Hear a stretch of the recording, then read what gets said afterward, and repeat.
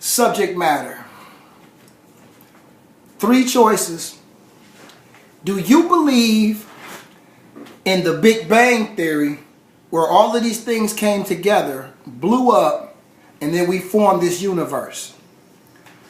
Or do you believe that God created the material for the Big Bang Theory, pushed it together, everything blew up and came out into this beautiful order in the way that it is?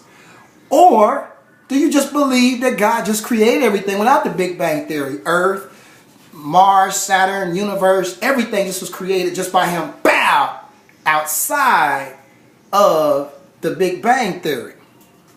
The reason why I'm asking is,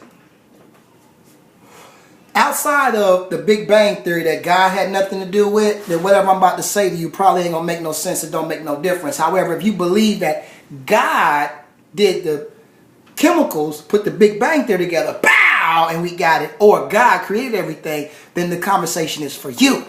Because now the concept comes back to us having the audacity to not question God, which he don't mind. He's truth. He don't mind any question. Truth loves questions. A liar hates questions because it's going to bring light to a lie.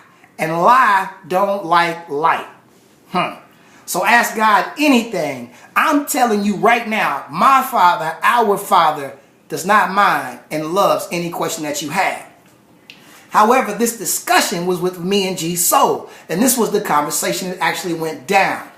How then, if God is all of this and he's all powerful and we're this baby and we're weak, then why does he allow things to happen to us? Why did homie get shot in the head? Why did somebody overdose? Why did somebody get killed? Who am I to ask this and that, and why not this and that? Well, I'm not going to tell you about life, but what I really want to do is to tell you about your view of that life.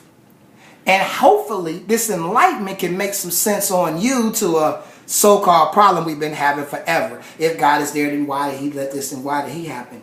Maybe everything was supposed to happen, and if you notice, we have this view: God bless us, God make my life good, God make my life great. Why ain't I having this? Why don't I deserve that? Well, maybe, just maybe, that this life wasn't intended on you to have that good life. Maybe this life has nothing to do with it. Maybe this life is a testing ground. Maybe it is one phase in your complete overall. Because understand this, we came from somewhere before we got to this flesh. And we all agree that when we leave this flesh, we're going to travel somewhere else. So what is this block? To help you out, let's look at this block as a baby, an embryo, looks at inside of his mother's stomach or her mother's stomach. They go through a lot of changes. They evolve, they grow, and then at one particular point when they outgrow, they come out into a bigger spot, a world. Now when they come out as infants, and they have to be taught, they have to be watched over, they have to be taken care of until they reach a particular level. Now your expiration date for this life, this flesh, may be 2 years, 10 years, 80 years, 100 years. We don't know what our expiration date is for this body. But we do understand that there's something inside of us that drives us to do things because we have this body, and something inside of us tells us that it's something greater than ourselves. So now we look at this, if we look at this life as a testing ground, if we look at this life as a formulation, then our motivation to please our Father is understandable. That our Father, look, even through all of this temptation, even through all of this knowledge, wisdom, and understanding, even through all this thing this world or this life has to offer, I choose to serve you.